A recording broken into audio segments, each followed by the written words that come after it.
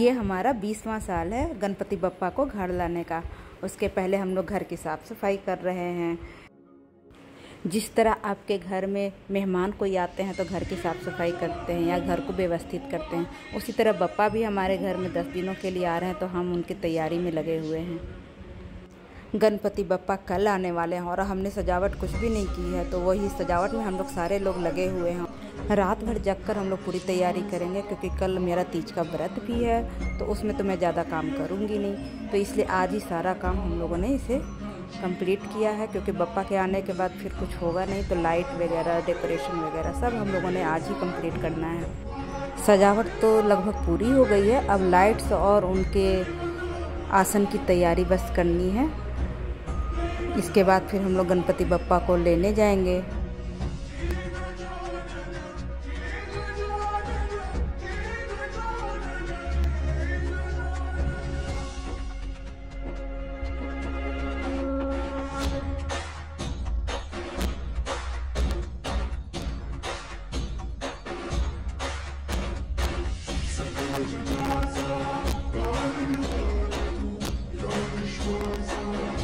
अब हम लोग गणपति बप्पा को लेने जा रहे हैं और हल्की हल्की बारिश भी शुरू हो गई है। अब देखते हैं लौटते समय क्या स्थिति बनती है। यहाँ पे आए हैं तो यहाँ भी बारिश के कारण सारी मूर्ति को ढके हुए थे ताकि भीगे नहीं। यहाँ अभी भी लोग मूर्ति लेने आ रहे हैं। यहाँ डिफरेंट तरह की मूर्तियाँ हैं। ये आपके ऊपर है कि आप किसे पसंद करते हैं। हमने 2-3 दिन पहले ही आकर के मूर्ति सेलेक्ट कर ली थी। आज हम बप्पा को घर लेकर जाएंगे और सबसे पहले ना इसे आप लाल कपड़े से ढक कर लेकर आइए। कभी भी आप जब मूर्ति लेने जाएं तो उसे लाल कपड़े से ढक कर के ही लेकर आएँ। कभी भी सीधी ऐसे लेकर नहीं आना चाहिए। तो हम लोगों ने मूर्ति वाले भैया को बोले कि भैया इसे आप गाड़ी तक पहुंचा दो, तो वो बोले ठीक है। और हम लोग बप्पा को लेकर जल्दी जल्दी घर जा रहे हैं, क्योंकि बारिश कभी भी हो सकती है।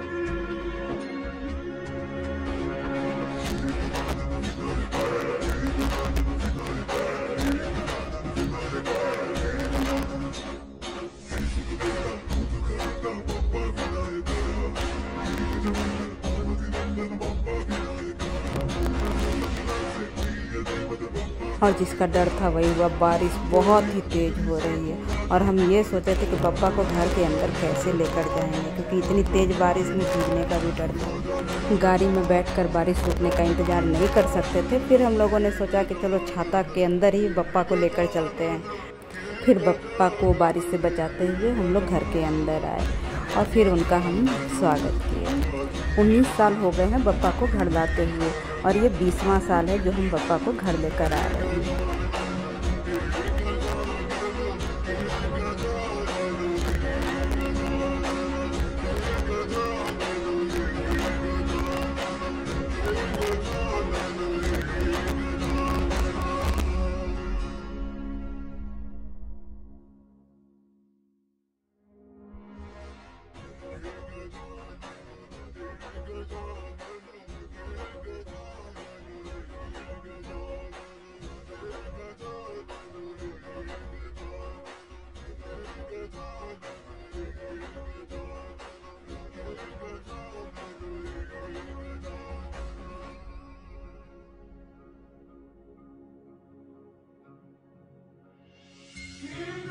हम लोगों ने बप्पा के लिए जो आसन तैयार किए थे वहाँ पर बप्पा को हम स्थापित किए। आज मेरा तीज का व्रत भी है। इसके बाद मैं पूजा करूँगी और बप्पा के लिए मोदक भी तैयार करनी है तो वो भी करूँगी।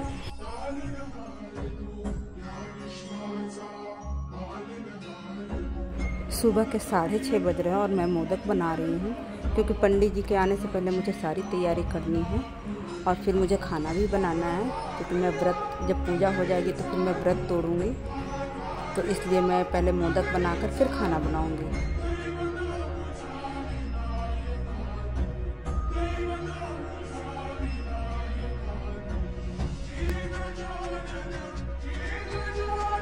पूजा की सारी तैयारी पूरी हो चुकी है और पंडित जी अभी तक आए नहीं हैं। अब हम उनका वेट कर रहे हैं कि वो आएँ और पूजा जल्दी शुरू हो।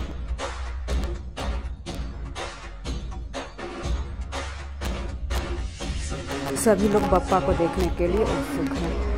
तो लग रहा है जितनी जल्दी हो सके पंडित जी आ जाएं और पूजा शुरू हो जाए। अब पंडित जी आ गए हैं और उन्होंने पूजा की तैयारी शुरू कर दी है। आप लोग भी पूजा में शामिल हो जाइए और बप्पा का आशीर्वाद लीजिए। तो चलिए अब हम पूजा में शामिल होते हैं।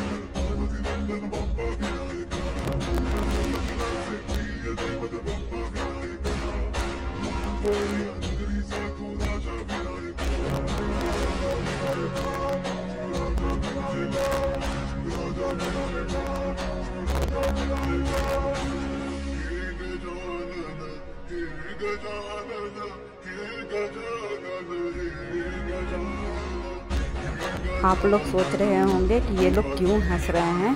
तो इसका कारण यह है कि पंडित जी के लेट के कारण मेरी ये व्रत 30 के जगह 36 घंटे की हो गई, क्योंकि स्थापना के बाद ही मैं व्रत खोलूँगी।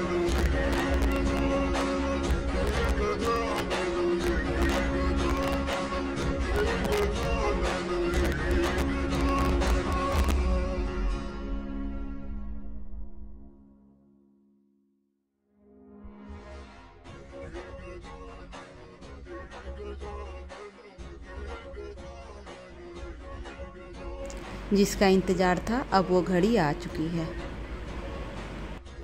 जिसका सबको है इंतज़ार, जिसके लिए सब हैं बेकरार, वो घड़ी आ गई बप्पा। देखो तो सबने किए इनके दर्शन, इनके लिए कब से किए इंतजार, इनके लिए कब से किए इंतजार।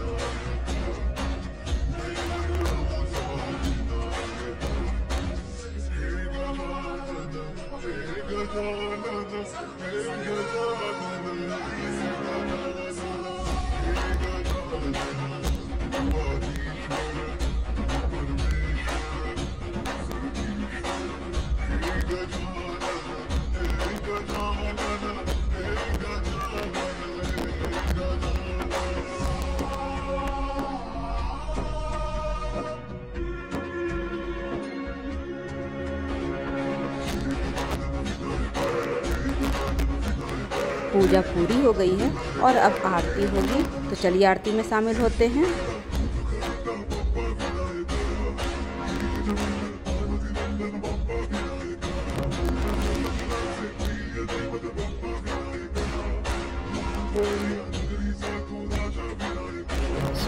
वार्ता दुःखहर्ता वार्ता विघ्नाची नुर्वी पूर्वी प्रेम कृपा जयाची सर्वांगी सुंदर उठसेंदुराची कंठी झळके माल मुक्ता फळांची जय देव जय देव जय देव जय देव जय मंगल मूर्ती दर्शन मात्रे मन कामना पूर्ती जय देव जय देव।